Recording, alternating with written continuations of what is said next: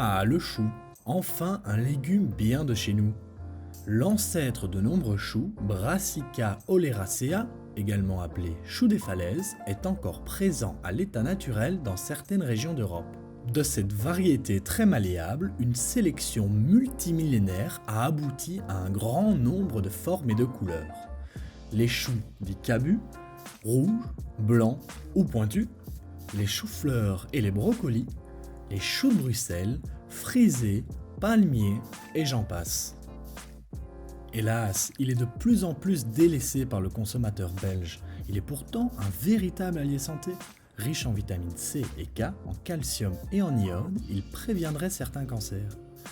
Il est également une excellente source d'antioxydants et de soufre. Très peu calorique, il sera d'une grande aide dans les régimes.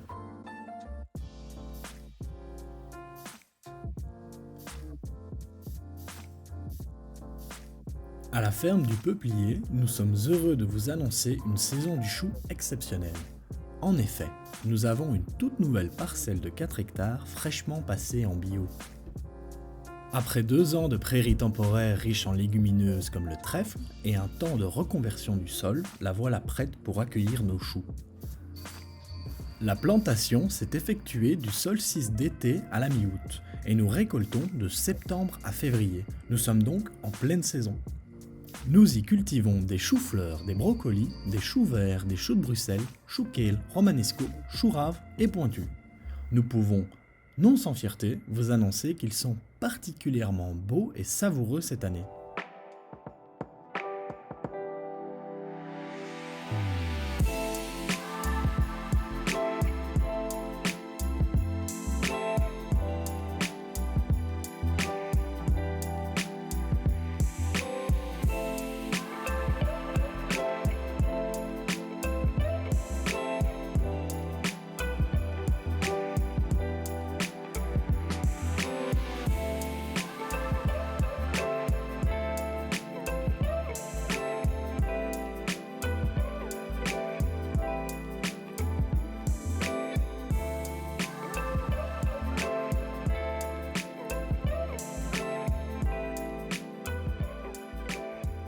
Certains choux sont plus faciles à cultiver que d'autres, mais la plupart sont des légumes exigeants en nutriments et en eau.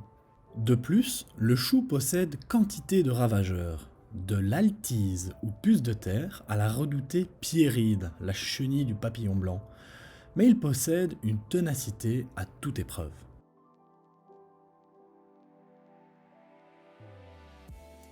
Nous avons choisi de conserver une bande de prairie tous les 18 mètres afin de faciliter la récolte qui s'effectue exclusivement à la main.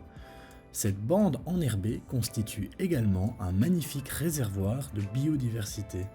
Après une année de production de choux, nous devons laisser le champ reprendre ses nutriments pendant 4 à 5 ans avant d'y replanter.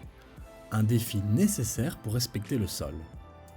Pendant ce temps, nous cultiverons sur cette parcelle des légumes moins demandeurs avec des racines moins profondes ou encore complémentaires comme le haricot.